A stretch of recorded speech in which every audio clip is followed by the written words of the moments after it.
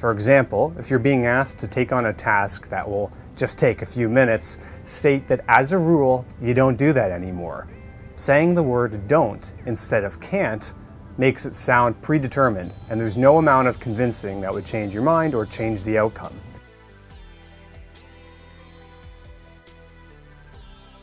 I have always struggled with conflict. No matter how much I prepare, I find it difficult to maintain a calm composure.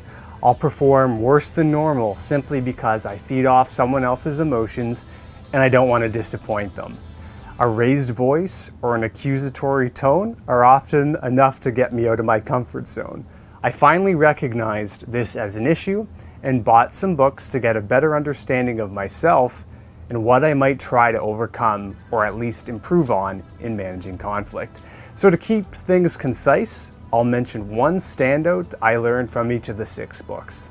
Never split the difference. Negotiating as if your life depended on it. So the title of this book is a hyperbole, and my initial impression was it was promoting, some kind of get-rich scheme. I'm happy to say this is not the case. The author is a former hostage negotiator. So the premise of the book is taking negotiations from a literal life or death stage and showing the practical side of techniques you can use in everyday life. My favorite lesson from this book is in every negotiation there is always a black swan, which is an element that will totally change the outcome of the conversation.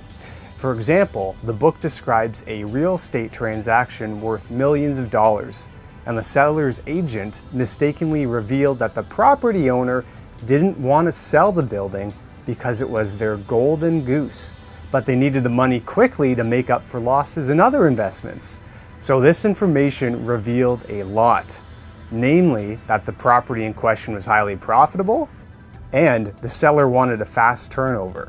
Thus, the buyer was able to purchase the property for under asking price, knowing that the seller's priority was getting the money quickly and they didn't have time to wait for the right offer. So, always be on the lookout for the game-changing black swan. Atomic habits. So, what is an atomic habit? A concept that by performing 1% better at something each day will eventually create greatness. We achieve great results by entering a state of deep focus called the zone. Right, everyone's familiar with that. So being in the zone means we're working productively, free from distractions, and are feeling highly motivated. So you can help yourself get to this productive state quicker by ritualizing habits that are beneficial to you. So if your goal is that you need to exercise more frequently, start by taking the atomic habit of just changing into your gym clothes. You'll find that the productivity will follow by just taking that baby step. How to stop people pleasing. The next 2 books really started to hit home for me. I have come to terms that I am a people pleaser, and this is in fact a bad thing. The book goes into why we feel the need to make people happy, and ultimately pleasing people comes down to delaying a problem to avoid conflict. Thus, the book speaks on the value of directness and that it is not your job to make sure everyone is happy. People pleasing can bleed into your relationships too. For example, a friend is asking a favor of you that you can't accommodate, and you would still rather do the task in resentment than to decline.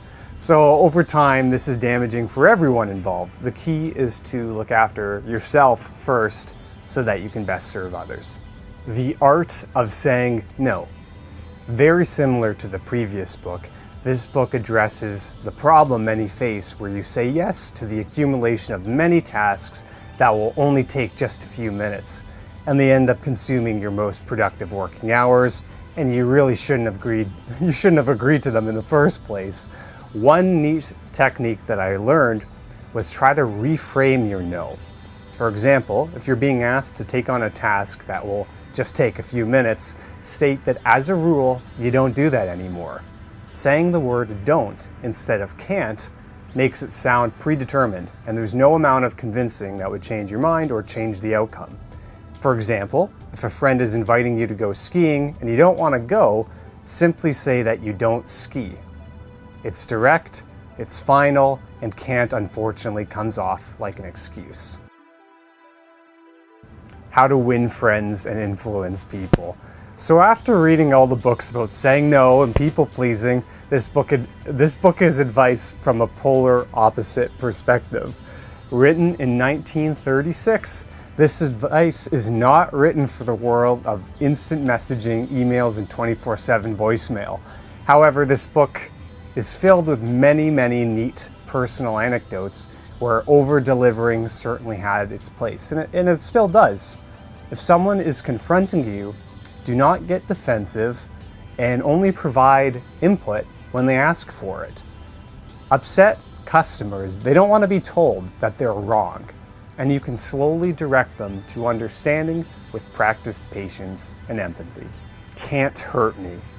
So as a change of pace, this book is an inspirational biography. David Goggins grew up in horrible circumstances, and he tells a remarkable story of surviving poverty, an abusive parent, racism, and various traumatic events, and finds strength in pain both mentally and physically. So the premise is that we hold ourselves back due to fear, and by learning to love conflict, we become stronger. So I like this book. It offered a much different view on mental toughness. And although I don't personally relate to some of the more macho line of thinking, it's very motivating listening to the author, not letting major obstacles hold him back, and he finds ways to be empowered instead. I really like the idea in this book that when things are at their worst and you feel down and out, finding a second wind is when you truly emerge to your potential. For example, the author participated in many rigorous military training programs, and despite not being the strongest recruit, he was able to perform at the highest level just by convincing himself he was capable. So those are the 6 books I recommend reading if you struggle with conflict or you're just looking to improve the way you interact in a business environment. These skills are very transferable, I found, so if you're interested, I have the links to Amazon in the description. I'm not sponsored in any way. I found these books on my own and I thought they were helpful. Thanks, guys.